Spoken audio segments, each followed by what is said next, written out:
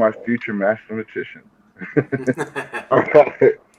Here's the golden goose right here. So you can print this out, understand how this is. This will give you pretty much the basics on any rehab loan. Always follows a formula. So in this example, we're doing a purchase price of $200,000. So you see a loan amount, purchase price is 200. We have a rehab budget of 70. We're on the left hand side. So the total cost. So we're adding purchase price plus rehab. So we take the first two numbers, we come up to our total cost, which is $270,000. Next thing you know, we see there's an ARV of 350,000, and we have an approved LTC of 85, an approved LTV of 70. So if you take your 270 in the middle section now, times it by 85% of which is the loan to cost, that comes to a maximum loan amount of 229,500, which is the maximum amount of leverage this property will be able to obtain. What we then take is that 229,500, we minus the rehab because we do 100% holdback of the rehab budget. That gives us the loan amount that the lender is using to close on the purchase, brings that down to 159,500. Then we have a $70,000 rehab budget. So you take the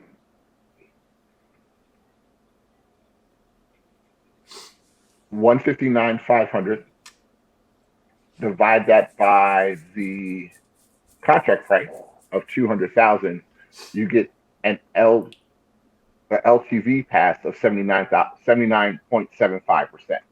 So in that case, that loan amount is within the ratio of it can't be more than 8% of the purchase price. So it passes. You take the 229, which is the loan that the lender is willing to lend, divide that by the ARV, and we see that it falls at 65.57. So it's within the 70% part of the transaction. So when we're looking at these transactions, we're looking at two halves of the puzzle.